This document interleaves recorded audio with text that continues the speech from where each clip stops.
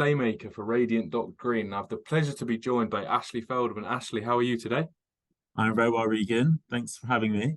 No problem. Thank you for talking to Radiant.Green today. I thought we'd start with yourself and kind of TechUK. Mhm. Obviously, TechUK, big part of Solar and Storage Live this year.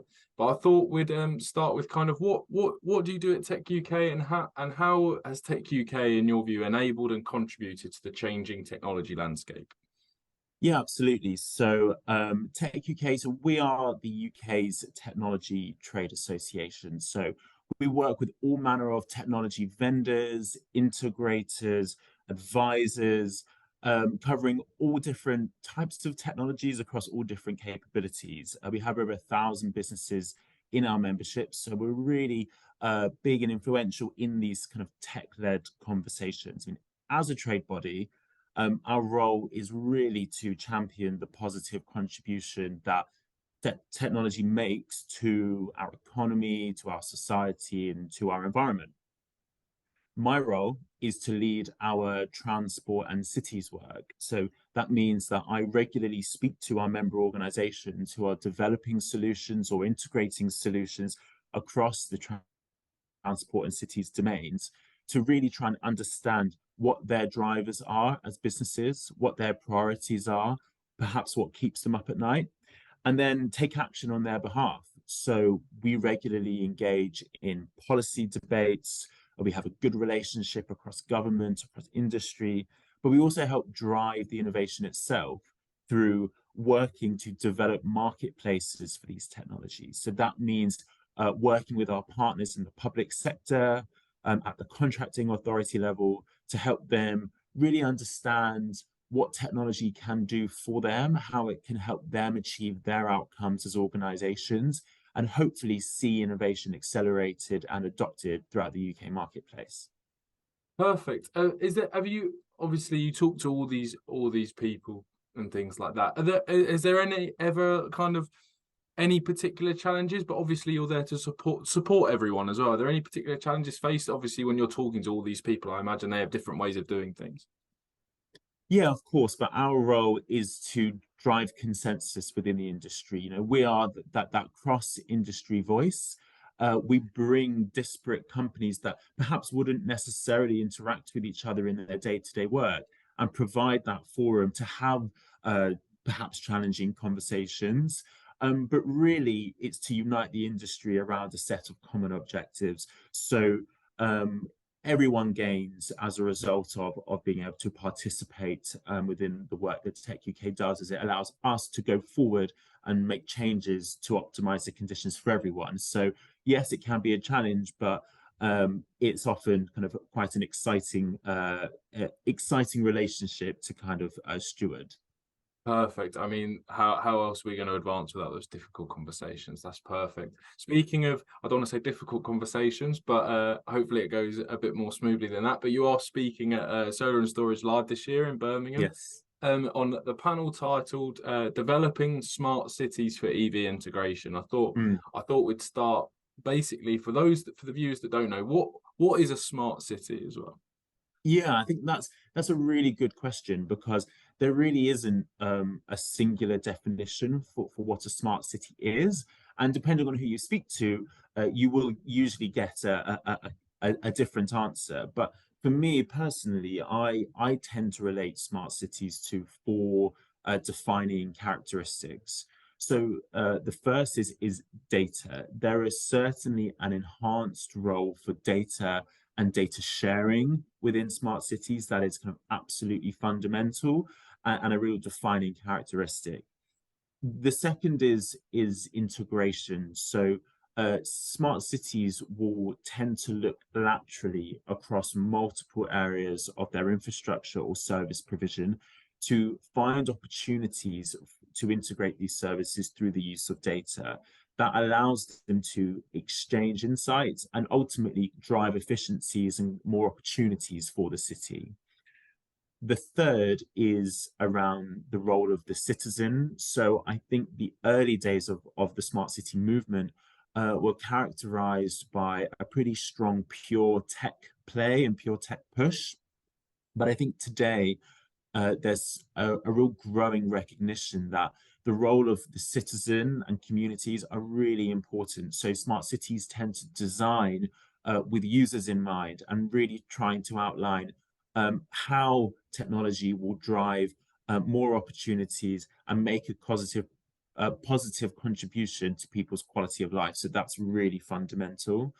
And the final is around the ecosystem. So a smart city is never delivered by one organization or one actor. It really is an ecosystem that spans private sector, public sector, into academia, into the third sector, perhaps the charity sector as well. It really requires all of these domains to come together to form an ecosystem, and that is essential to really kind of delivering a smart city in its purest form. So that is how I summarize a smart city to me, and tend to find that quite a useful way of addressing it.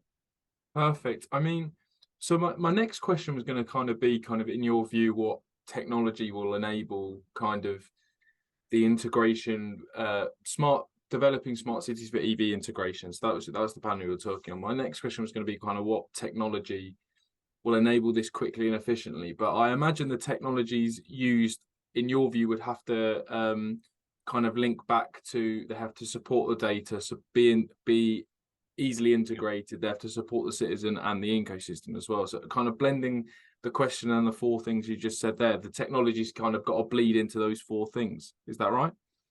Absolutely, yeah. So you have to think around, we're talking about EV infrastructure.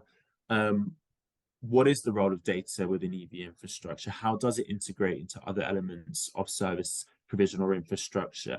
How does it create opportunities for citizens? How does it make the end user's life easier? And how does it participate within a wider ecosystem? So I think those four principles are really relevant.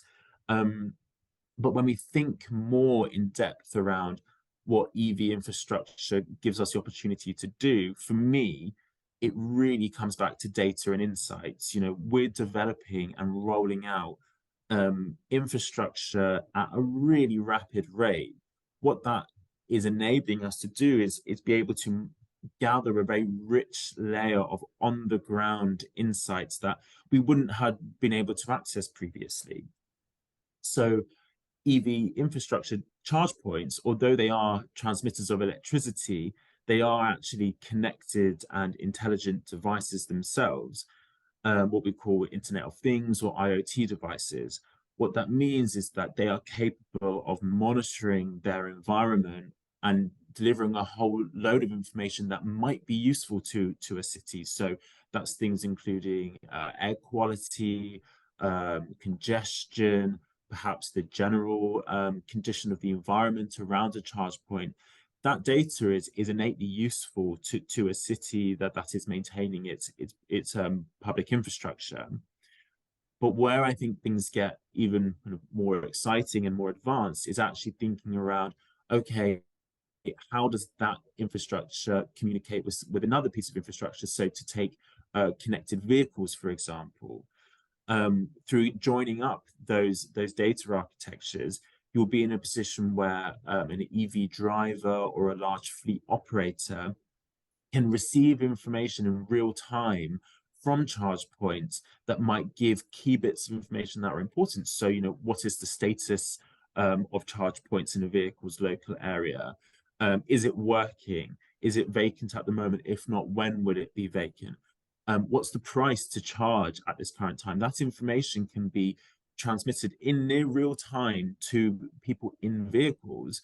And then when you integrate another layer, which is kind of your lifetime traffic information, you're then able to route that driver to a charge point that is operational, that is nearby, and that makes most sense for that driver to charge at and give them the most direct route there. So you then, in this, we're starting to see a real dynamic flow of infrastructure communicating with each other to drive a really positive outcome for its user, but also having environmental benefits and all other kinds of operational savings as well.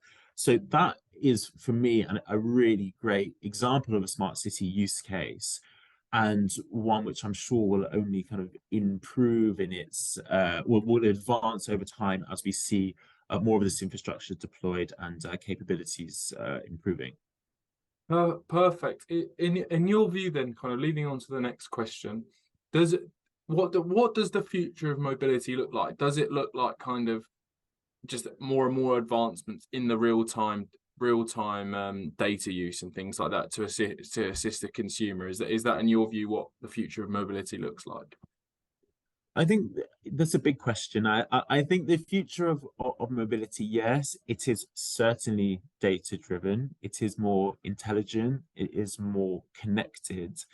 But crucially, and this goes back to what I was saying before, it has the passenger or the end user at its core. So it's able to deliver services in a more bespoke way that make more sense for that person's travel habits, make more sense for that person's trip, for their requirements, and it delivers a more enjoyable and pleasant service when actually traveling. So I think that is absolutely key.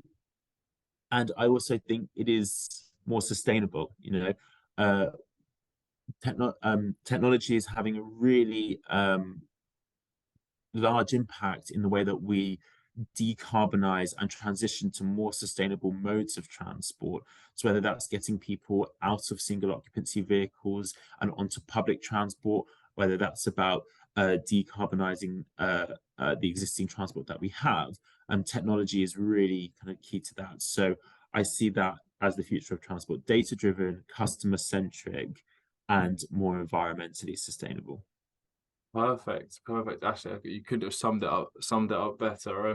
My final question. Thank you again for giving me your time today. Where can people find you at Solar and Storage Live? Obviously, we've mentioned kind of your speaking position, but I imagine you'll be walking around creating a huge presence at the event.